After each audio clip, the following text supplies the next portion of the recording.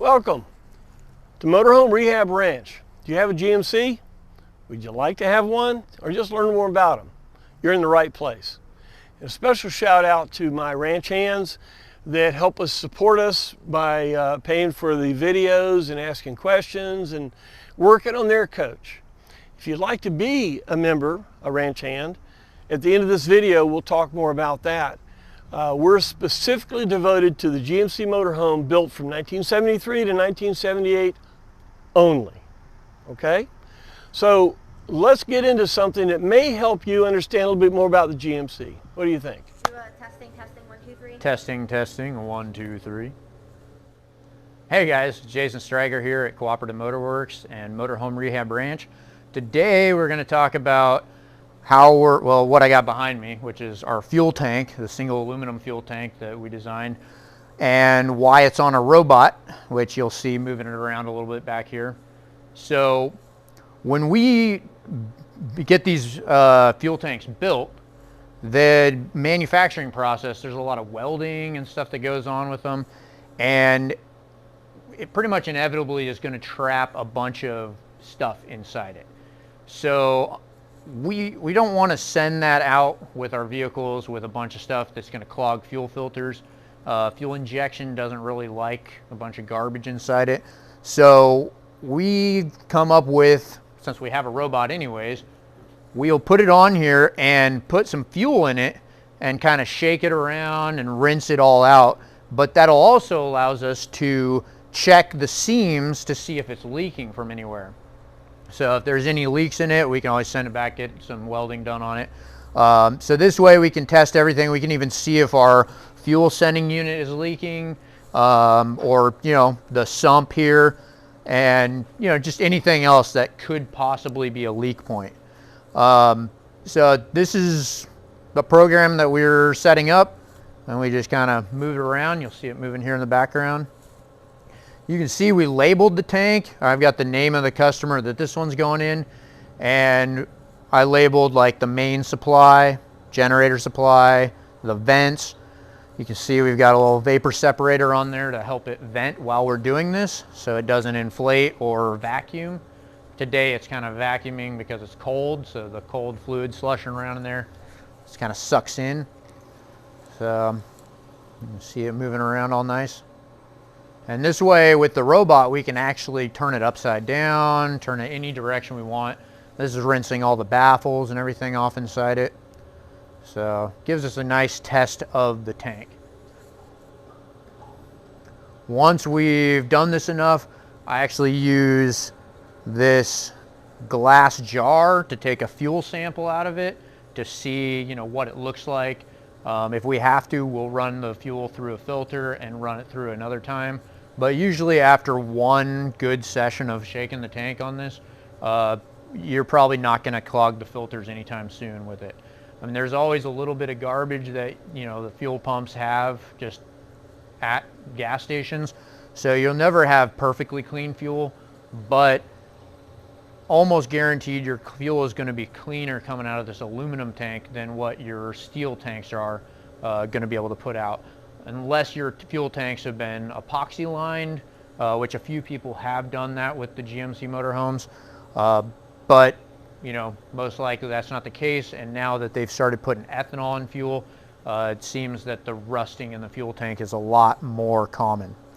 All right, so now that we have it kind of almost set up to the point where I can take a fuel sample. All right, looks like we're safe now. Got it shut down. I've got a little drain here. I'll let some fuel in here.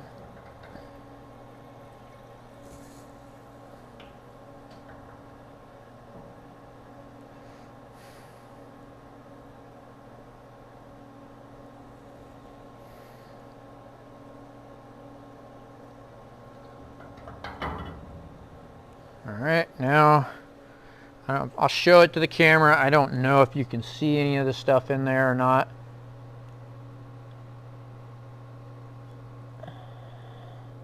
It's actually a pretty clean sample. We have been rinsing this a little already, so this one's probably ready to go. So There is probably one more design coming on this that's not going to be a major update, but we are thinking on the next version of this tank we may take all of these hoses and put them inside and get rid of this top sump. So that's something that's still in the design process. It's not going to function any different, but it just may look a little bit different. But still kind of up in the air on that one right now. You can see, you know, the mounting points for the tank. Those have worked out really well for us.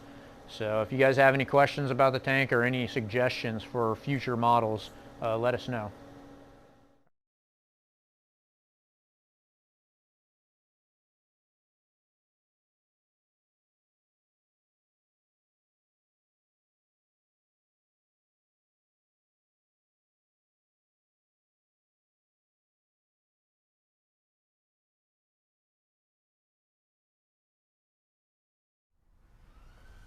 Hey guys, we're here underneath the coach. This is that same tank that you saw on the robot on Abby.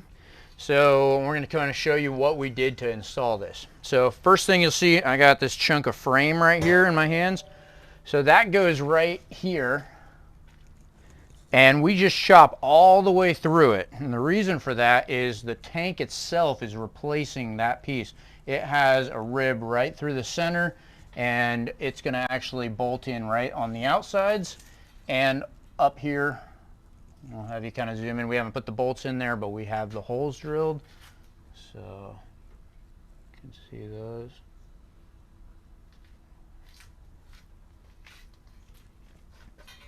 I'm going to set this down. All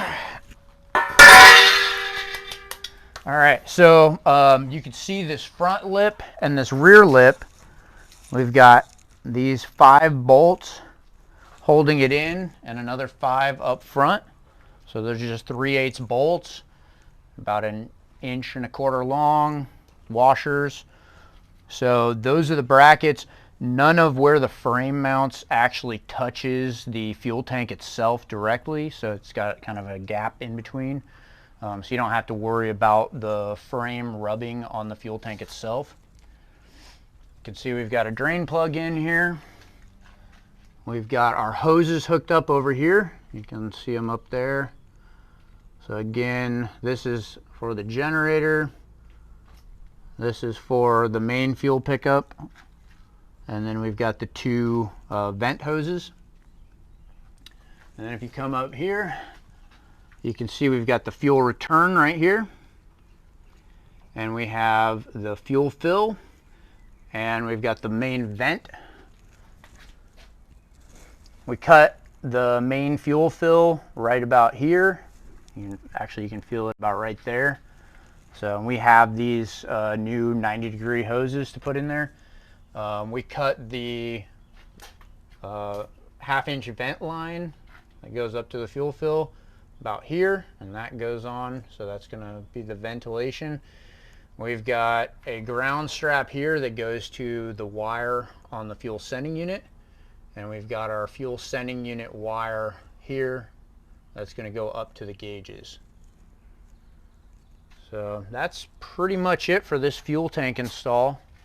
If you guys have any questions about the fuel tanks or anything like that, feel free to reach out to us.